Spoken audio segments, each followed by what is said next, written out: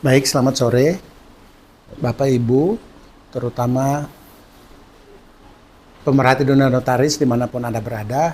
Saat ini kami sudah bersama dengan Bapak Wiratmoko. Ya, Beliau saat ini menjabat sebagai Kabid Humas dari PP ini, gitu Pak betul. ya? Kabid Humas PPN. Baik, pada hari ini mengadakan juga sebuah acara besar, sebuah seminar nasional, dan itu adalah satu dari sebagian kecil atau sedikit saja yang kita sebutkan sebagai katakanlah portofolionya PP ini, Betul, ya. Pak. Dan sekarang memasuki usia menjelang ke 115, 15. Ya, tentu PP ini sudah melakukan banyak hal, ya, terutama bagi para notaris yang oleh undang-undang menyebutkan bahwa semua notaris itu organisasinya satu. ya. Satu. Satu ada. Ikatan Notaris Indonesia. Ikatan Notaris Indonesia sebagai wadah tunggal dan mandiri, Ya. ya. Baik Pak, mungkin Bapak Wiratmoko bisa menceritakan atau menjelaskan pemirsa ada dua hal yang ingin ditanyakan Pak. Pertama, kita bicara ini kekinian, ya sekarang apa saja program-program yang sedang berjalan dan akan berjalan dalam waktu dekat sebagai program resmi dari PP ini. Dan yang kedua Pak, mungkin Bapak juga bisa menyinggung langsung soal bagaimana ini bersiap menghadapi era digital sehubungan dengan profesi ini.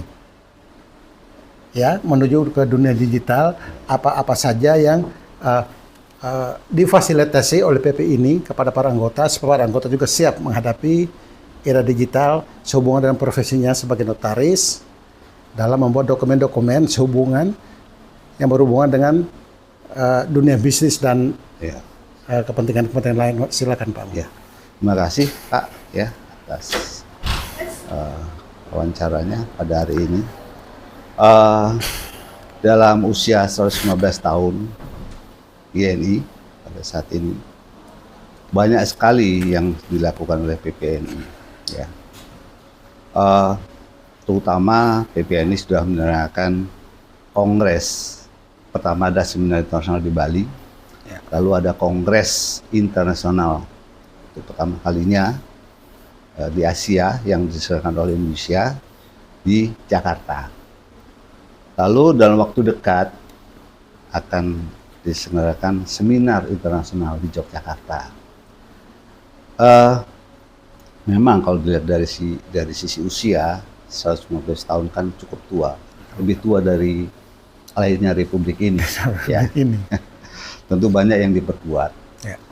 Tapi di ujung-ujung kepengurusan Ibu Ketum, Ibu Yolita, itu karena kemarin masalah COVID ya 2 tahun, Ya. kita agak sedikit vakum.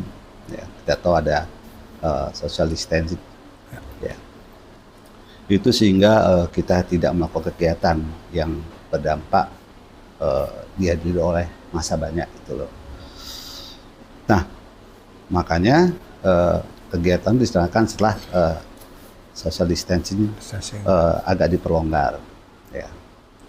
Nah, kegiatan-kegiatan di ujung sebelum kongres nanti insya Allah di Agustus ya, itu kemarin ada seminar nasional di Makassar, lalu UKEN beberapa waktu yang lalu. Ya. Nah saat ini kita menyelenggarakan seminar nasional di Balai Sudirman, yang mana ini masalah bedah kasus ya, yang pernah terjadi atau menimpa rekan kita notaris, salah satu notaris mengenai jual beli saham dan dampaknya.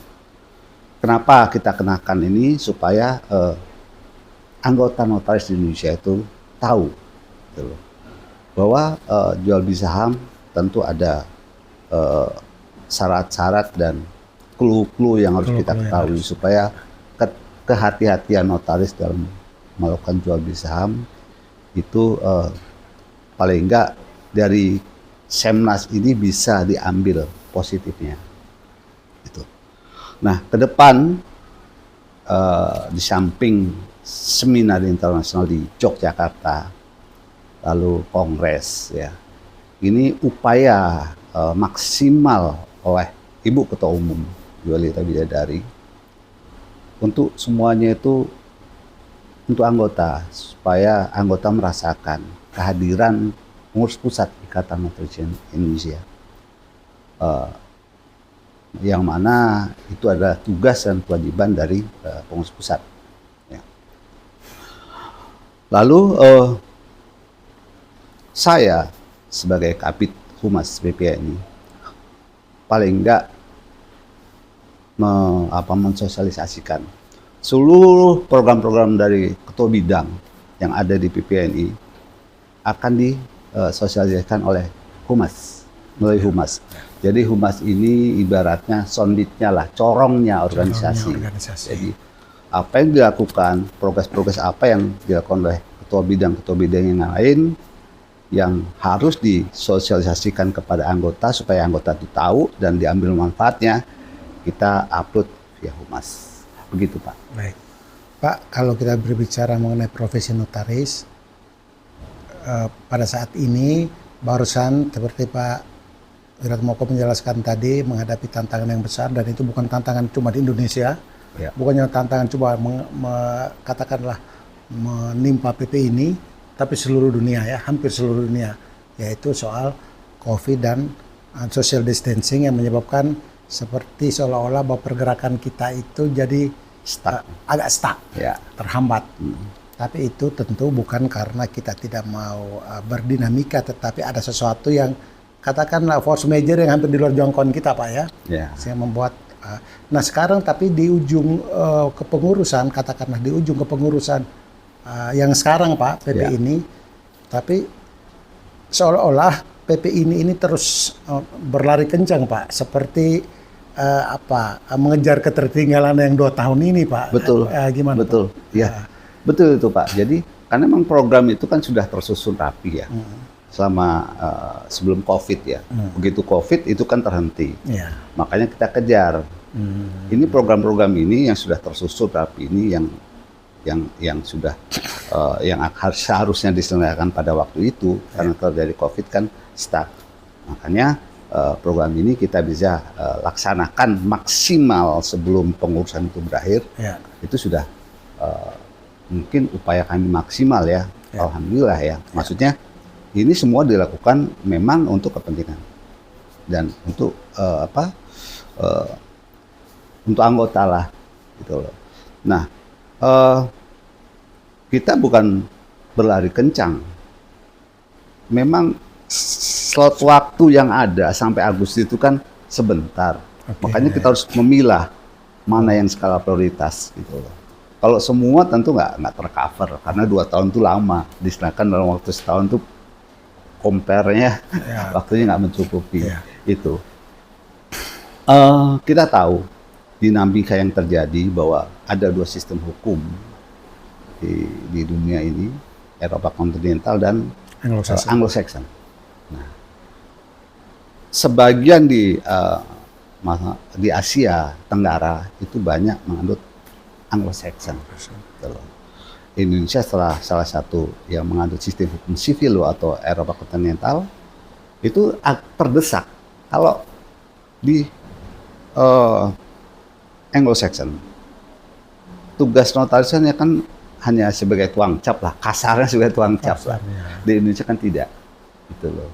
Dia menjalani kewenangan sebagian kecil dari tugas negara sebagai pejabat umum, sehingga dia diberikan menggunakan cap burung Garuda sebagai pejabat umum. Itu intinya.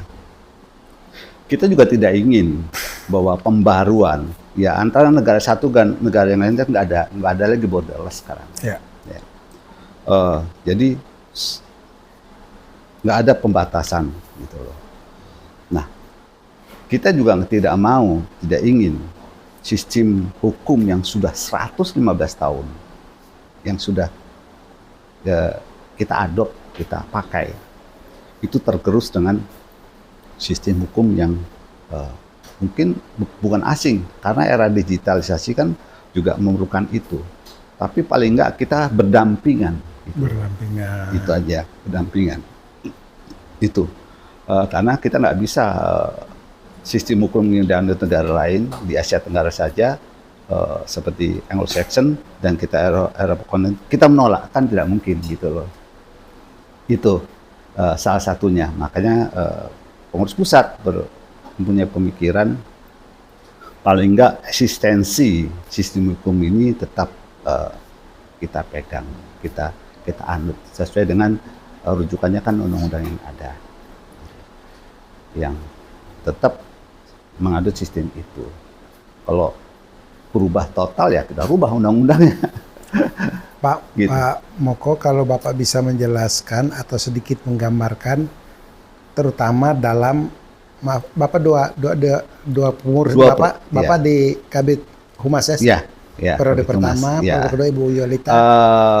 Di periode kedua saya Kabid Humas. Humas. Oke, Iya. baik Pak. Maksud saya, selama Bapak duduk dalam kepengurusan di pengurus pusat ini, sepengalaman Bapak, apa tantangan yang paling katakanlah paling signifikan bagi para notaris Indonesia yang Bapak temukan selama 2 tahun dua kepengurusan di organisasi, Bapak ikut di organisasi ini, Iya.